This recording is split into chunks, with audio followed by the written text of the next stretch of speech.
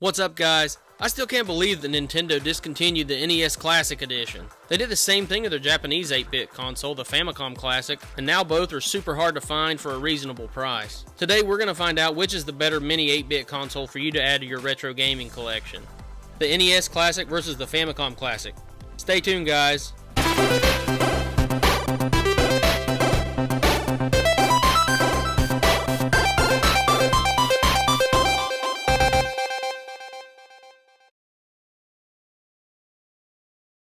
Alright, so the NES Classic Edition console is a near-perfect replica to the original NES, first released back in 1985. The power and reset buttons on the front are fully functional, as well with two working controller ports in the front and USB power and HDMI ports in the back. Here's the Classic Edition next to my original NES Classic for size comparison. The controllers for the NES Classic are spot on as well and have a great feel to them and hold up just as good as the original and are basically the same size. Again, my major issue is that the cords are really short and you have to be quite close to the console while playing.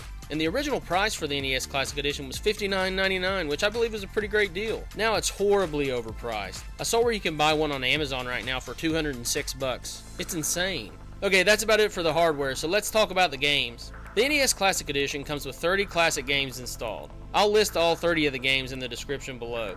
Now, having to review the games on this system seems a little unnecessary because anyone interested in this video is very likely familiar and fond of the NES Classics. But my top 5 that are included on here are the Super Mario Bros. Series, Metroid, Castlevania, Tecmo Bowl, and of course, The Legend of Zelda. They have Punch-Out on here, but it's not Mike Tyson's Punch-Out, so I really don't even consider it the real Punch-Out if you can't fight Tyson at the end. Now for the Famicom Classic Edition. The hardware is a near-perfect replica of the original Famicom that was released in Japan in 1983. Also, its power and reset buttons are fully functional, with again USB power and HDMI out ports in the back.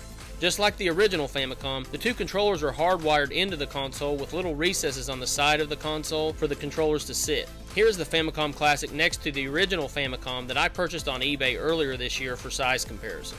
The controllers for the Famicom Classic are very similar in appearance to the original, although they are much smaller as to be able to rest on the mini console properly. Despite how small these controllers are, they actually feel quite comfortable in your hands and the gameplay really isn't compromised at all.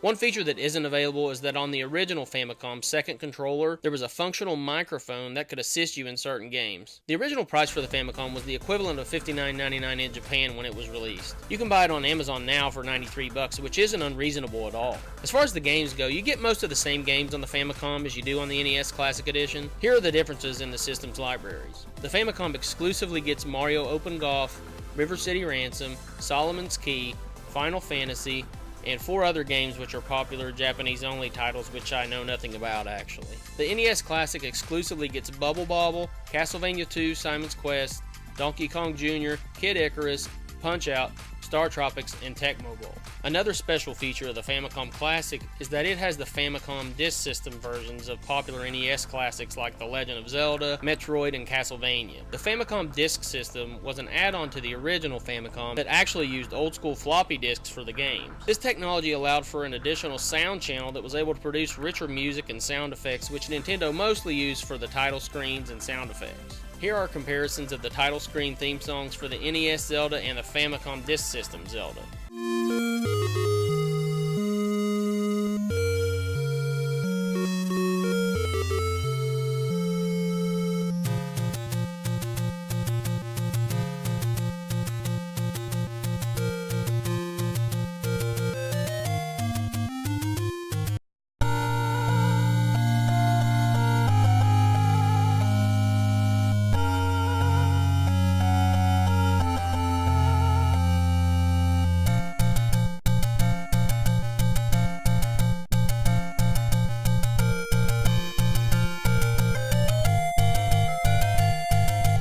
I think it's a great way to find some new experiences with some of the Nintendo classics.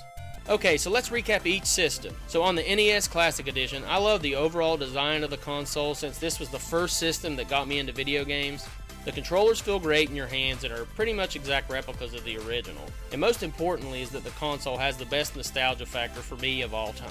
But again, I really hate the short controller cord. It really makes no sense, especially since the controller itself was made to full scale. I don't like that Mike Tyson's Punch-Out wasn't used either, because that's the true classic Punch-Out.